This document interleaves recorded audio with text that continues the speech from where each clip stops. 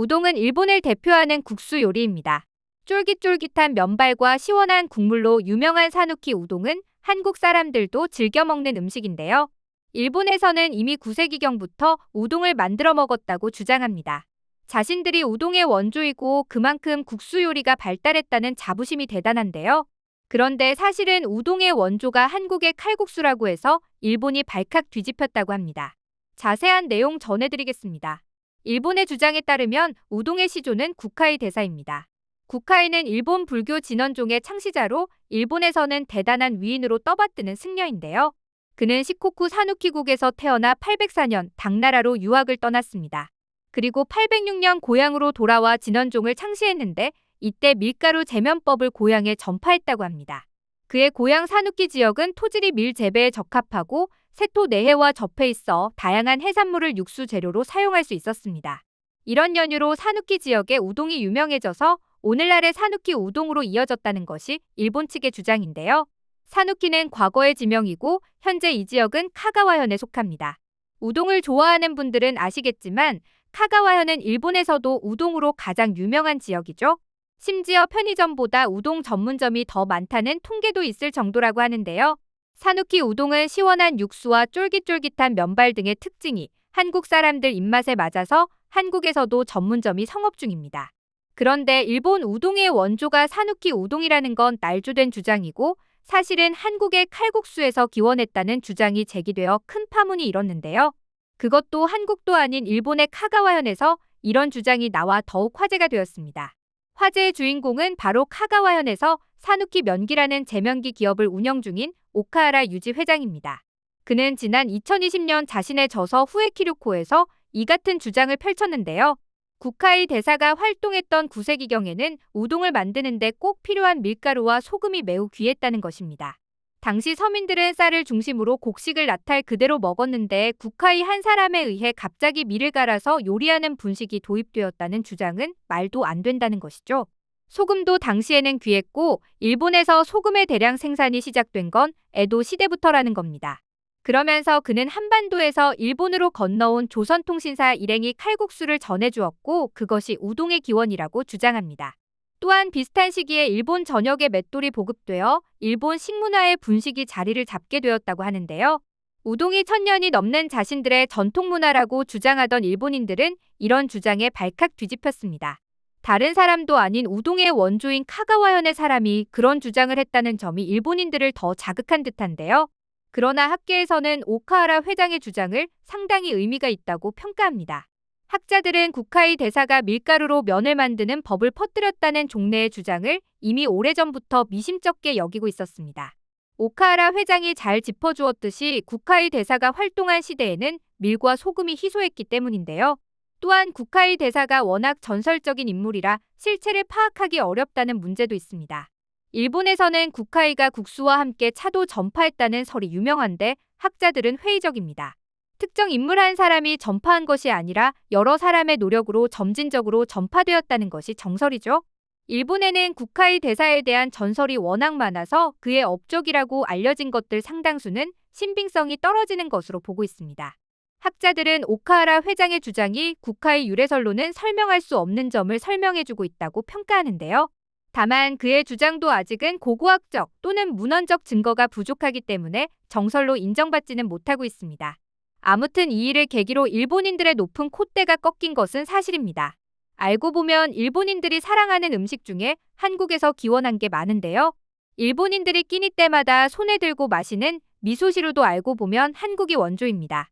삼국시대에 한반도에서 만들어진 된장이 일본으로 전래된 것인데요. 일본어로 된장을 뜻하는 미소라는 명칭도 고구려에서 유래된 겁니다. 고구려에서는 된장을 말장이라고 했는데 이는 간장을 뜨고 남은 찌꺼기라는 뜻이었습니다. 이것이 일본에서 변형되어 미소라는 명칭이 굳어진 것인데요. 이러한 사실은 일본에도 이미 오래전부터 알려져 있었습니다. 일본에도 시대의 학자 아라이 하쿠세키는 자신의 저서 동화에서 고려의 말장이 일본에 건너와서 미소라고 불리게 되었고 글로 적을 때는 고려장이라고 한다고 밝혔습니다.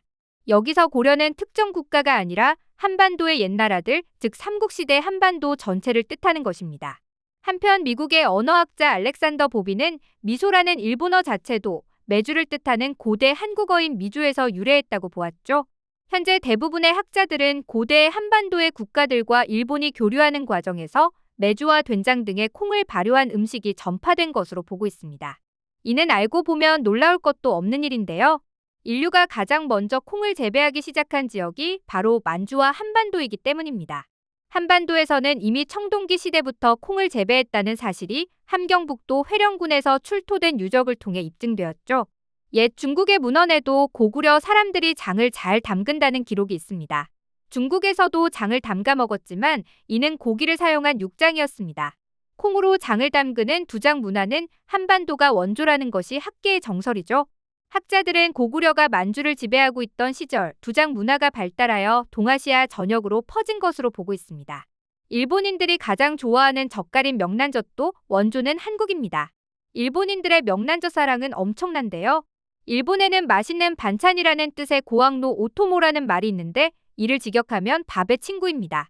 우리말로는 밥도둑쯤으로 번역할 수 있겠는데 일본인들이 꼽는 최고의 밥도둑이 바로 명란젓이죠. 통계에 따르면 전 세계 명란젓 소비량의 90%를 일본 사람들이 먹어 치운다고 합니다. 앞의 두 사례와 달리 명란젓의 원조가 한국이라는 사실은 잘 알려진 편인데요. 일본의 명란젓을 전파한 인물은 일제강점기에 부산에서 태어난 일본인 카와하라 도시오입니다. 해방 이후 그는 일본으로 돌아갔지만 어릴 때 먹던 명란젓의 맛을 잊지 못해 이를 수입하는 사업을 시작합니다. 당시 그는 후쿠오카에서 사업을 벌였는데 오늘날에도 후쿠오카에는 그가 창업한 가게가 영업 중이라고 합니다. 명란젓은 일본인들의 입맛을 사로잡았고 멘타이코라는 명칭으로 일본 전역에 퍼졌습니다. 멘타이코라는 명칭은 명태를 일본식으로 읽은 멘타이에 새끼를 뜻하는 일본어 코를 붙인 것으로 말 그대로 명태의 알이라는 뜻인데요. 가끔 뭘 모르는 일본인들이 멘타이코가 일본 음식이라고 주장하는데 정말 무식한 소리입니다. 명태에서 명은 한자로 밝을 명자를 쓰는데 일본어에서는 이를 맨이라고 읽는 경우는 없습니다. 일본식 도금이 아닌 한국말을 음차한 것이라는 증거이죠. 또한 일본어로 명태는 스케토다라라고 하는데 멀쩡한 자기들 말은 놔두고 한국말을 사용한 것만 봐도 멘타이코의 원조가 어디인지는 명확합니다. 무식한 사람은 제외하고 대부분의 일본인은 다른 건 몰라도 명란젓만큼은 한국에서 건너온 것임을 순순히 인정합니다. 지난 2013년 후쿠오카의 TNC 방송국은 카와하라 도시오의 일대기를 그린 명란젓 얼얼이라는 드라마를 방영했는데요. 카와하라 도시오가 어린 시절 부산에서 살면서 명란젓을 먹은 일이며 이에 영향을 받아 일본에서 명란젓 사업을 하게 된 것까지 상세하게 다루고 있죠. 명란젓이 일본 거라는 억지 주장 같은 건 찾아볼 수 없습니다. 일본의 멘타이코가 한국의 명란젓과는 조금 다른 것으로 묘사되지만 이는 딱히 억지를 부린 건 아니고 사실입니다. 명란젓을 일본인들 입맛에 맞게 조금 변형시킨 것이 멘타이코이기 때문이죠. 이 드라마는 많은 사랑을 받아 극장판이 2편이나 제작되고 무대화되기도 했습니다. 오늘은 일본 우동이 한국에서 기원했다는 주장을 전해드렸는데요. 음식을 맛있게 먹는 것도 중요하지만 원조가 어디인지 역사를 따져보는 것도 중요하다는 생각이 듭니다. 오늘의 영상 마치겠습니다. 감사합니다.